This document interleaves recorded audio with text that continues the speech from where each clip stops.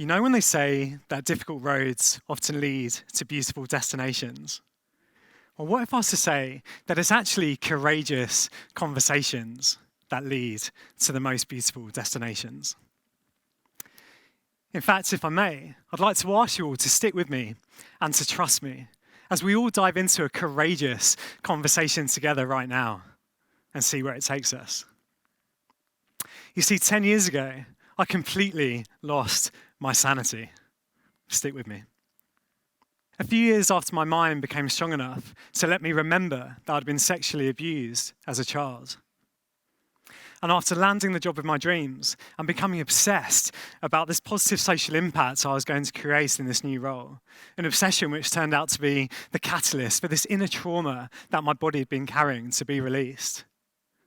I pushed my mind to the limit and ended up stood in the middle lane of a major motorway in northern Italy at rush hour, believing I was the chosen one. The one who'd been sent here to ease all of the world's suffering. Over the 6 months leading up to that point, and riding this ever-strengthening wave of dopamine and adrenaline, and ignoring all the warning signs from everyone around me that I was going way too fast. The grandiose ideas, the excessive spending, giving away my possessions and averaging just 2 hours sleep a night for weeks upon end. I ended up on that motorway in a state of pure, triple-filtered mania and psychosis, backing up the traffic for 5 to 10 miles and letting one car go at a time as I tried to force them to slow down and follow your heart. I'd completely lost my sanity. In fact, my mind and my mood, it reached speeds and heights which exceeded Freddie Mercury's on stage at Wembley, or Ayrton Senna's on the streets of Monaco. And seriously, I can still picture the face of that perfectly Italian man in his red Fiat Punto at the front of the queue looking at me and thinking, what the hell is this guy on? And I don't blame him. I'd completely lost my mind. Now, we all know what goes up must come down, right? Well, take a breath, because what felt like a split second later, after the police officers arrived, who of course I tried to recruit as my new personal security officers, I was fast-tracked to a psychiatric ward, strapped down to a bed and pumped full of drugs to make me slow down and sleep and eat and repeat, just to get me to a stable level where I could be escorted back to the UK. Fast-tracked to the wards back in London, getting the diagnosis of bipolar disorder, both a blessing and a burden, and a conversation for another time. Then finally being discharged, I found myself in the deepest crevasse you can imagine. Black as the pit from pole to pole, and chained to my mattress by my own mental shackles, as if that same massive energy that I'd been pumping out into the world for each of those 6 relentless months came right back at me, pushing and pulling me into my mattress in equal measures, leaving me completely debilitated, ashamed, broken.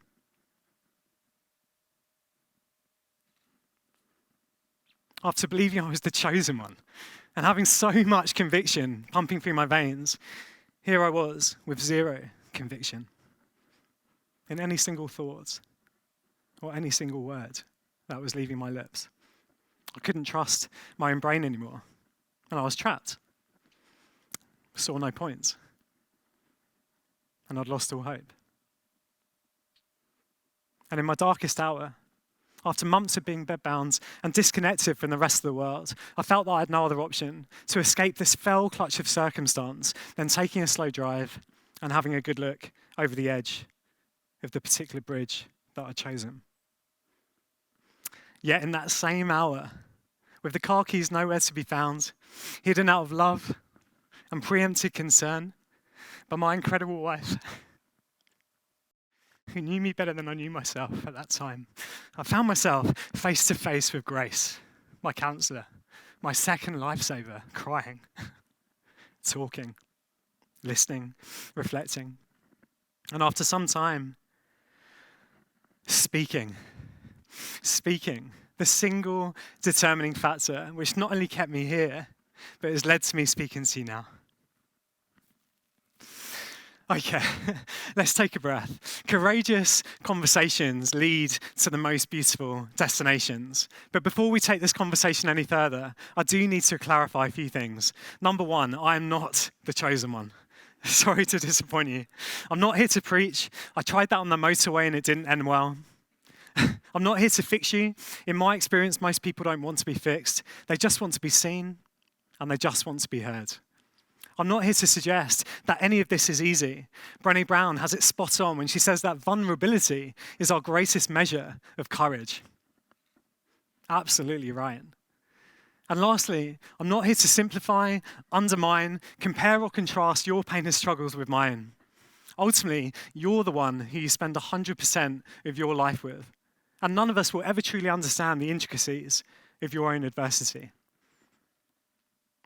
Instead, I'm simply here to be your wingman, your teammate, and to stand alongside you.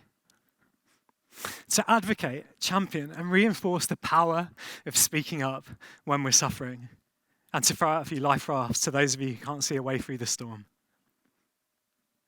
Before we move on, to also give you the advice that I know you'd be giving your younger self, or the people you love the most if you knew they were struggling. That you've got this. What you're dealing with right now will all make sense in time to come, I promise you. And lastly, to not let anyone else hold the pen when writing the story of your life.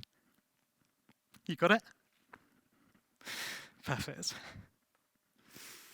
So I'm having these one-to-one conversations with my counselors, my family, and my friends, none of which were had without tears or fear on my part, or patience and empathy on theirs. To reflect on and rewrite the story that I kept on telling myself, that I was useless, an embarrassment, and a burden on everyone around me. And clearly I had some enduring to do, patient suffering, which was put to the test over the next 5 long years, as I had to completely strip it all back and start again, to start trusting and loving myself again. To put myself first when I needed to accept help when it was offered, and above all else, to shut out the noise, to listen to my heart and focus on the things which really matter most in the long run. And with this renewed intentionality and keeping things much more in balance, it started to pay off. The clouds lifted, the colour returned, and once again I was looking to the future with passion, hope, energy, and optimism. And when the questions were asked by others, I found myself speaking openly about my experiences, knowing that by doing the opposite and hiding everything that I'd been through would have only kept me chained to that place of shame and feeling exhausted. And I was done with feeling exhausted. And every time I did, every single time I spoke honestly about what I'd been through, whether it was one-to-one or to bigger audiences when asked, 3 incredible things started to happen. I felt much lighter, as if the shame on my shoulders was lifted. I built an even greater support network around me, my dream team. But most importantly, just by going first and showing some vulnerability on my part, I found that I was giving permission for others to speak up about their own pain and their own struggles. From my closest friends struggling with their sense of purpose and looking for a new direction, or my peers looking to minimize the anxiety and the overwhelm that they found themselves in, or even distant acquaintances reaching back out to reframe their health or relationship issues, I realized time and time again that I was merely providing the safe space for them to speak up and for them to find and vocalize the answers that they already had within them. I felt like I'd discovered a superpower. And call it serendipity, but at the same time, the words of Viktor Frankl came into my life. When suffering finds meaning, it ceases to be suffering. Words which left me speechless and ignited an epic journey of discovery to not only find the meaning in my own suffering, but to play my part to help others to do the same. When suffering finds meaning, it ceases to be suffering. Meaning which is so often found in the darkest of places, yet so often lights the way through the tunnel when we can't see a way through. A meaning which acts as a lighthouse to guide and anchor us to a place of calmness and stillness when the waters inevitably rage again in the future. But here's the thing. Finding the meaning in our suffering is one thing, but having the courage to talk about it and to act upon it is another. So let's talk about courage for a second before we finally head to this beautiful destination just over the horizon. Courage. Strength in the face of pain or grief. The ability to do something that frightens us. If you're a human being, the chances are that you're going to be presented with many moments of pain and grief, and many moments that frighten you as we travel through this breathtaking mental adventure that we're all on together. Many challenges which we'll have to tackle both alone and together, or more often than not, alone together.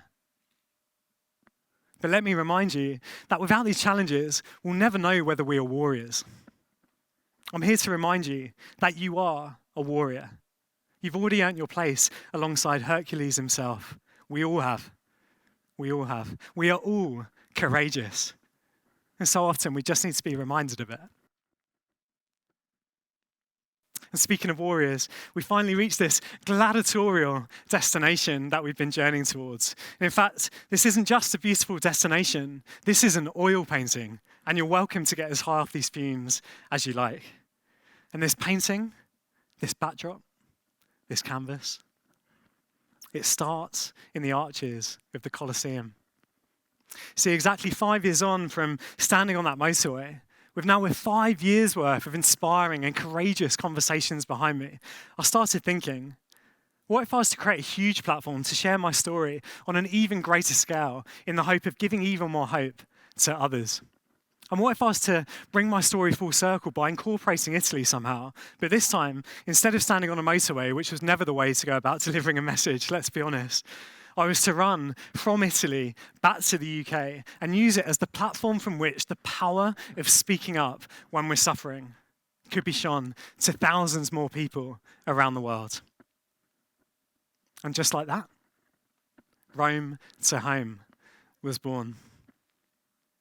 With a year's preparation to get my mind and my body in the best shape possible, here I was, back in Italy, but this time in the glorious city of Rome, ready to take on this truly life-affirming, solo and self-supported running adventure from the Colosseum back to the London Eye. A journey of over 1,200 miles, which I had to take on, and a painting which I had to paint, not just because Rome to Home had such a great sound to it, but to bring this Dan-defining 5-year chapter full circle and to test whether the meaning and the courage that I'd been gifted from my experiences were as strong as I believed they were. And before I knew it, it was time to bring this painting to life. From that glorious golden sunrise beaming through the arches of the Colosseum, and that immediate feeling of lightness as the weight of the past 5 years was released and replaced with pure emotion as I set off towards the Vatican, to the sun-kissed and sweet rolling landscape of Tuscany and Siena, then up and over the spine of Italy and onto the Italian Alps, game ready to climb up and over the great St. Bernard Pass with Mont Blanc in the distance, dropping down to Lake Geneva, then up and out of Switzerland, then putting the afterburners on through France and Paris and taking a breath at the top of the Eiffel Tower.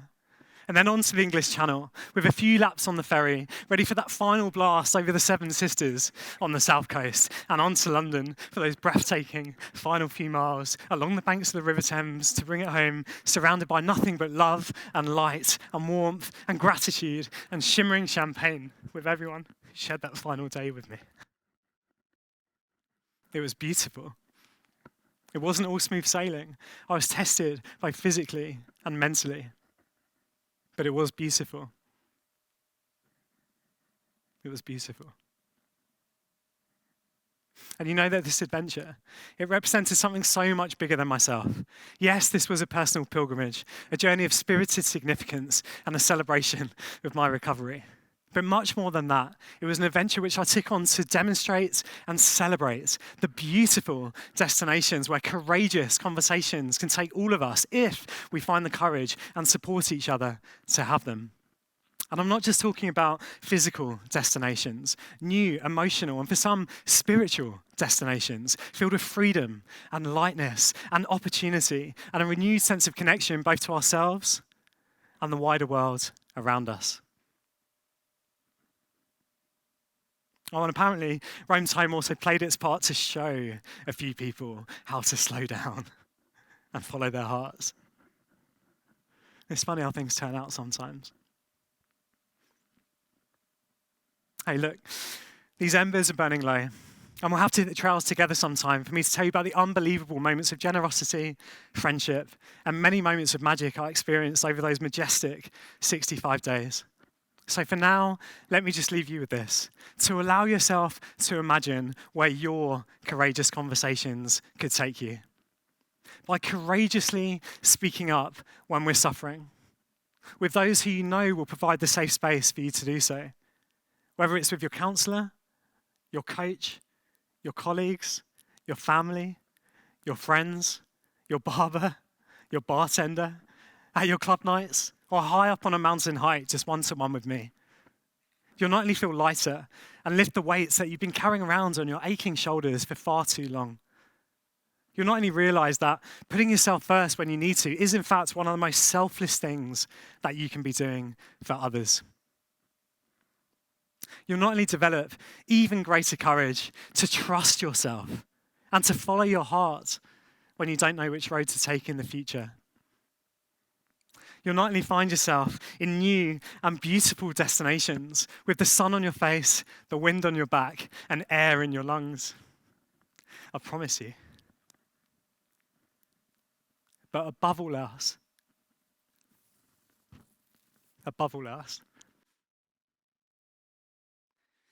by courageously speaking up when we're suffering, you'll give permission for others to speak up about their own suffering. And for me, there is no greater meaning or power than that. Thank you.